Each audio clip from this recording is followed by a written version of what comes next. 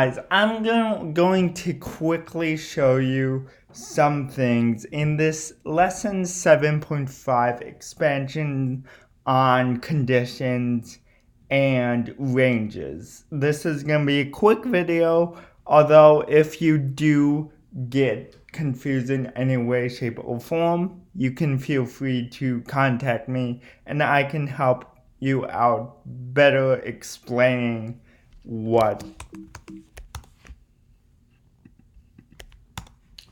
to do. So I've modified the Boolean file or program, whatever you want, to look like this, and I'm gonna explain what this is doing. So first we're going to look at a condition with bracketed two conditions with this and symbol here. This is saying that amongst these two conditions, both conditions must be true in order for this to execute. If either one of those is not true, then this will execute. Now this is saying that x has to be between 0 and 10. But why not do this? Well, it's simple. The C++ compiler will not understand what you mean by 0 is less than x is less than 10. You need two conditionals. I added an else here that's going to help us a little later on in the video. But let's try and execute it with a -10 and then a positive number with a 5. So let's compile it. And we see that x is either a negative number, 0, or is not a single digit number. Perfect. Now, I don't know what just happened. Now let's go back and change this value to 5. And we should get that x is a positive number of less than 10. Let's see.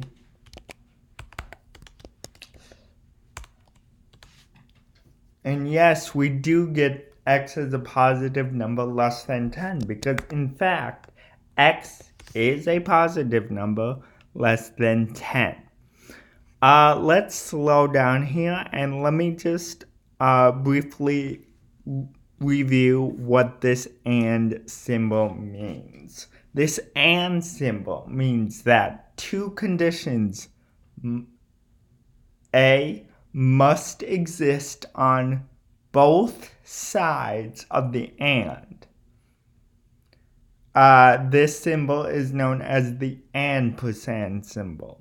So two and% symbols must be surrounded by two conditionals, and in order for that if statement to run, to execute below this, both conditions must be true. I'm going to show you one more. Let's change this up.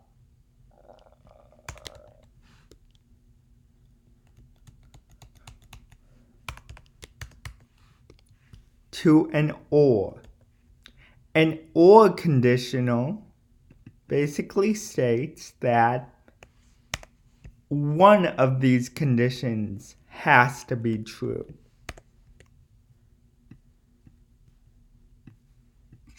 I'm just editing this.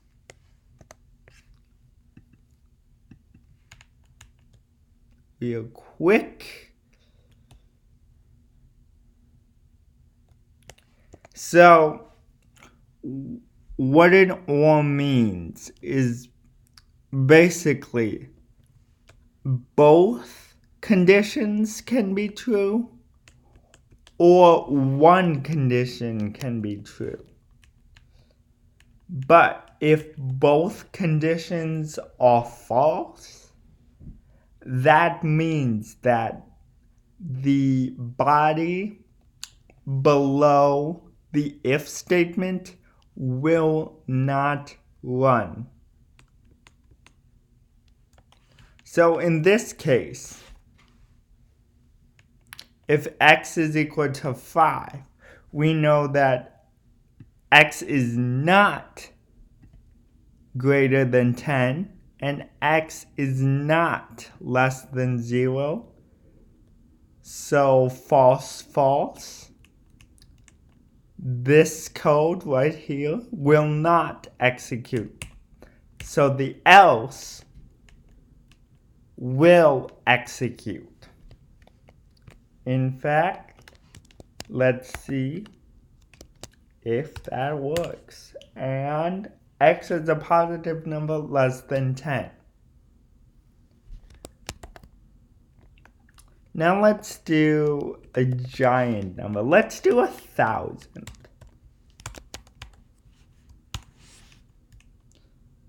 And we should see that this condition right here is true.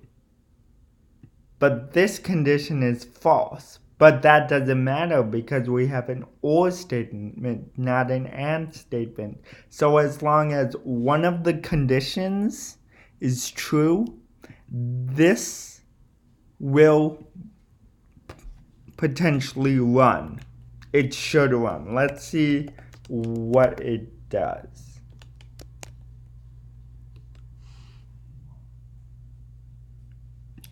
And we do get the fact that x is either a negative number, 0, or it is not a single digit number. Perfect. So let me explain something to you. If in this scenario, only one of these conditions is true, but if both conditions are true, this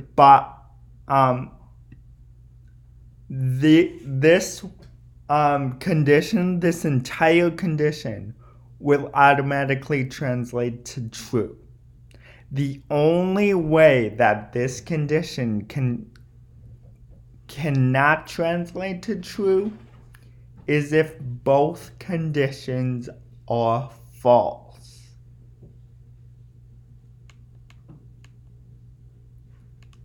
So, what does that mean? That means that when you write complex code, you can use and or to expand your conditions and your conditional statements in ifs, else ifs, and while loops. There is another type of loop that I would not go over, but if you do want to search it up, it's called a do while loop.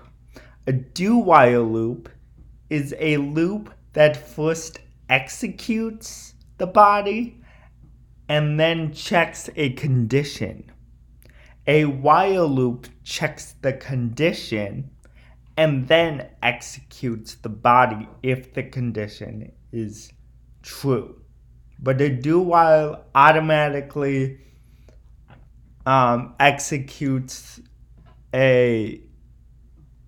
basically executes the body of a that do while loop and then checks the condition. But I won't be going into that quite yet. I just want you to know that for the box project, this can be actually really handy in that writing code dealing with ranges of numbers.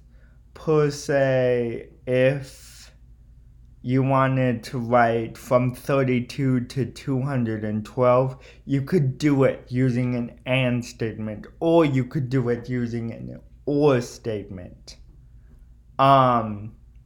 However you want to write it is gonna be up to you. The only thing I have to say about it is that you will basically, your output will be the same as any other user's output, given that they're using, they're in the same conditions in terms of the projects. So in Fahrenheit, and using all that for loop fun stuff.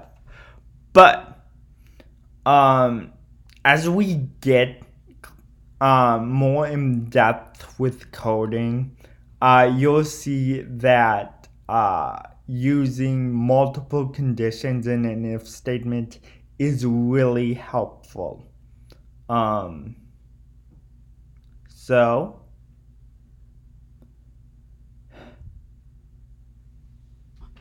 I believe we are finished here. I know this was a little out of whack lesson. However, if you have any questions, as always, feel free to contact me either through the comments or on any of my social media accounts. There will be no challenge for this. However, I do want you to try and use either an and or an or while you are dealing with this project. And if you already coded it, great, refine the code. Make the code more simplistic using and or statements. Because trust me, soon enough, you will live off of and or statements in some cases. I believe that is it for the video. Again, if you have any questions or comments, please let me know through my comments or any of my social media accounts. Alright, I will see you guys next week. I have a lot planned, and there's gonna be probably one of the biggest coding videos that I could ever make. It's gonna be a long one. It's gonna have to do with a lot of explaining, and I hope that some of you would just hang on tight, and it should be easy for me to teach and easy for me to explain. However, it is a complex subject. Alright, so have a great day.